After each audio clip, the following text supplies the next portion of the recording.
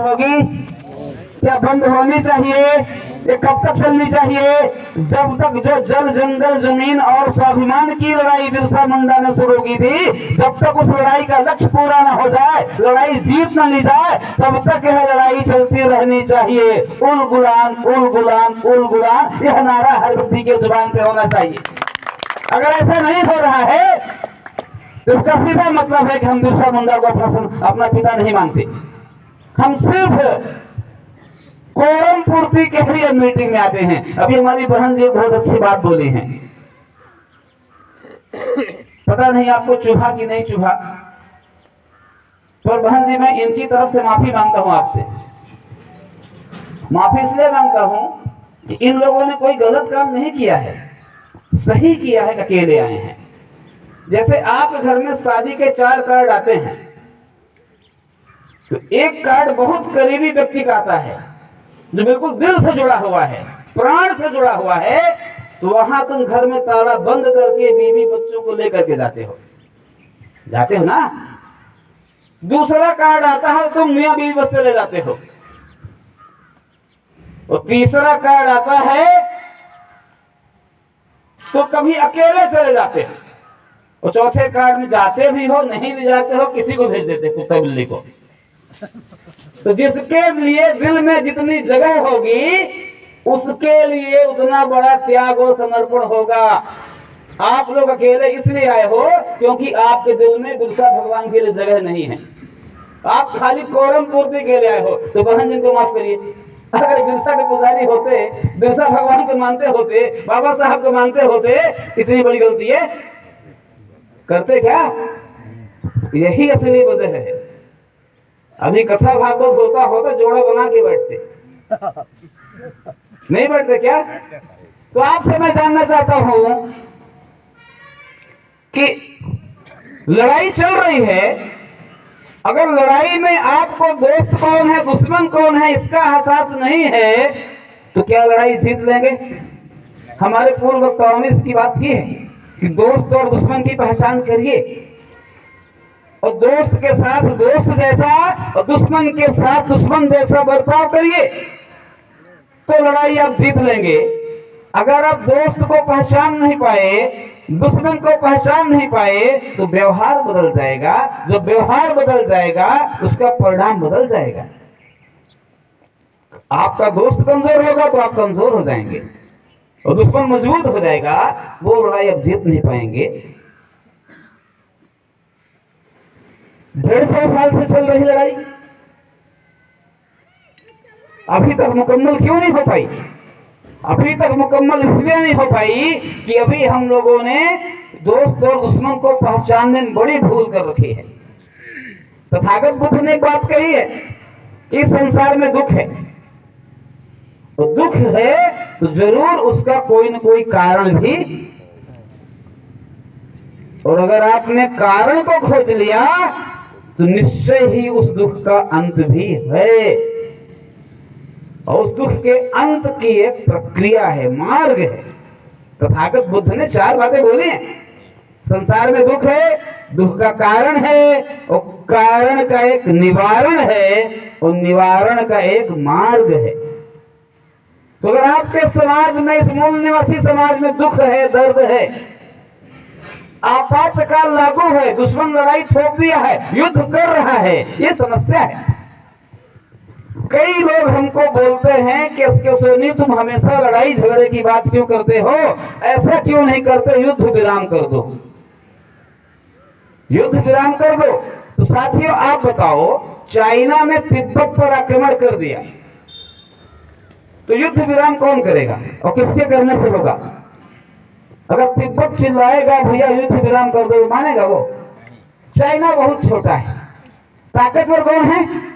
China बहुत ताकतवर है, तिब्बत बहुत छोटा है।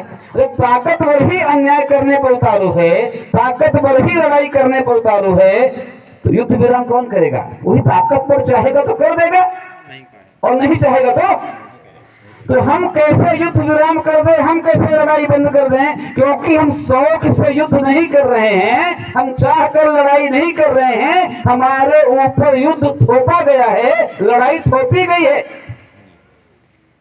इस मूल निवासी समाज का धन, धरती, जंगल, मान सम्मान, इज्जत, आबरू, राजपाट सब छिन गया। अभी कई वक्ता बोले कि हम लोग हमेशा से दीनहीन नहीं थे, राजे महाराजे थे। मैं आप राजे महाराजों से पूछता हूं, महल किले गढ़ कित गए, महल किले गढ़ कित गए, कित बैठक दरबार, ठौर न बैठन को मिले, ताकत फिरत पहाड़। हैं? आप राजा थे, बात सही है। अगर आपके घर में एक बकरी गुम जाती है तो आप चैन से सोते नहीं हो, उसकी तलाश में जुटते हो, जिंदा मुर्दा की खबर लगाते हो, मुर्दा मिलती है तो अपराधी को ढूंढते हो, उसको दंड देने की पूरी कोशिश करते हो। आपका राजपाट चला गया, इज्जत आबरू चली गई, महल चले गए, बाग बगीचे चले गए, आप शांति से बैठे हैं, आपको नींद आती है? इसको क्या माना जाए? साथियों, इस समस्या के कारण पे जाइए। ये समस्या क्यों हमारे शरीर पे आई, हमारे देश में आई? मुझे पूरी उम्मीद है कि यहाँ पर बैठा एक एक व्यक्ति इस बात से वाकिफ होगा कि उसके जीवन में समस्या क्यों है। साथियों, अभी बहुत सारी बातें आई हैं, शिक्षा को लेकर बातें आई हैं, नशेखोरी को लेकर के बातें आई हैं, कुछ शासन प्रशासन की भी बातें आई हैं।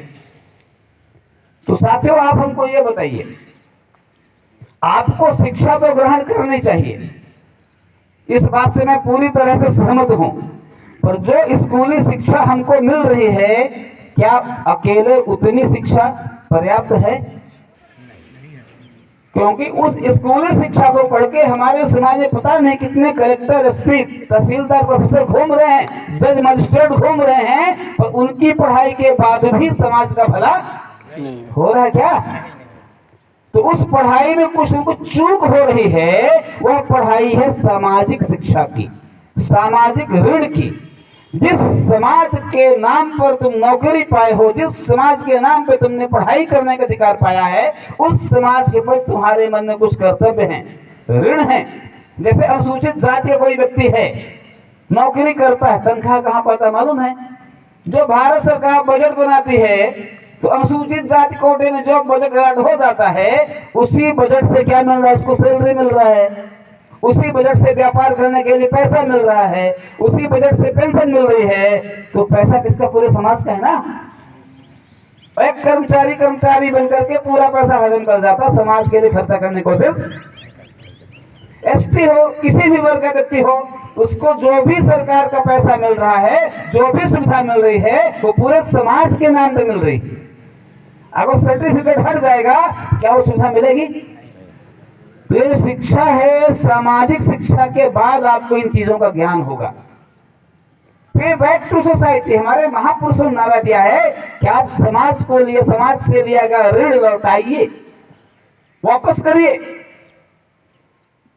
तो हमको दोनों प्रकार की शिक्षा लेना पड़ेगा, स्कूली शिक्षा साथ साथ सामाजिक शिक्षा।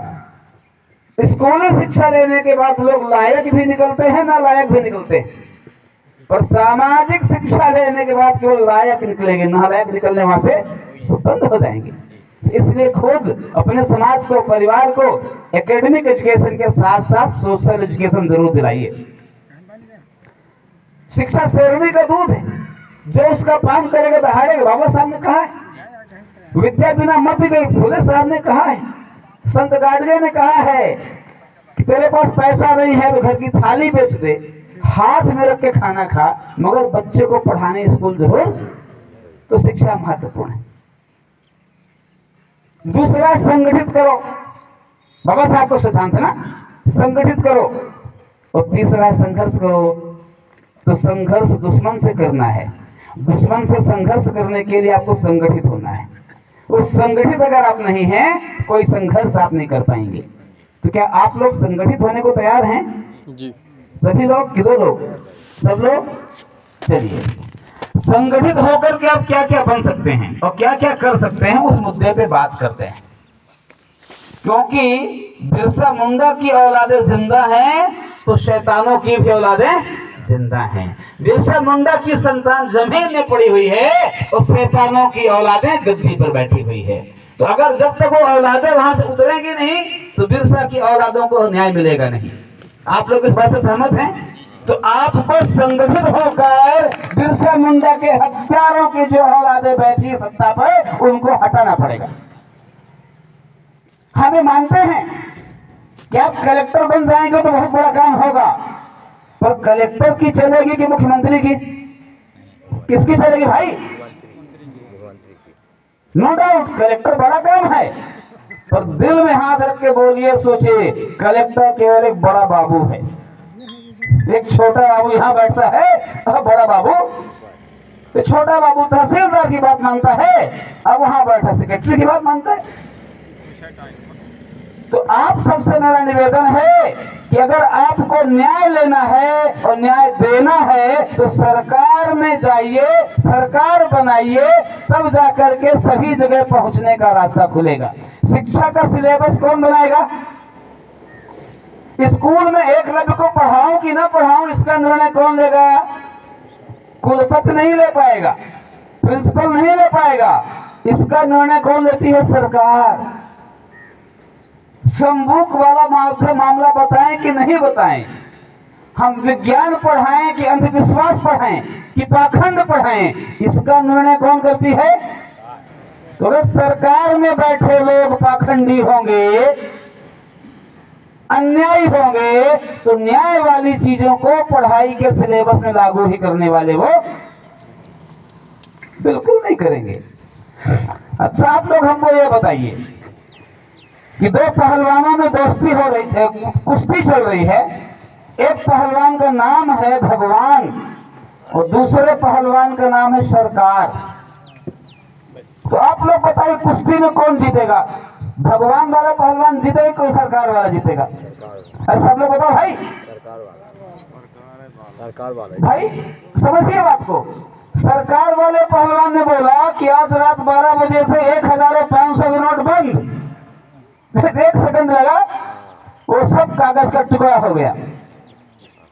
तो हम सब लोग तो मानव मात्र है, इंसान है भाई, डर गए। तो भगवान भी बोला, हाँ भाई, मेरे मंदिर में भी वहां से 1500 नोट बंद हो गया, अब नहीं चलने वाला है।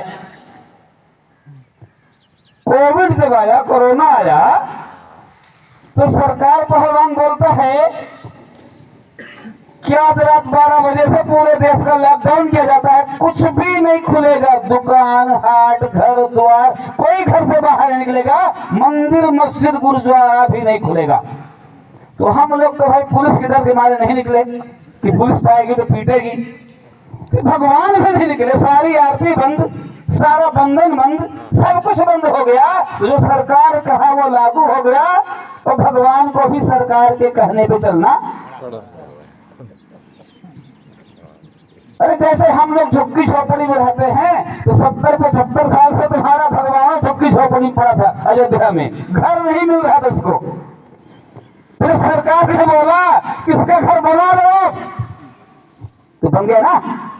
किसने बनवाया? सरकार ने आदेश दिया तो बन गया। और जब तक सरकार ने नहीं बोला तो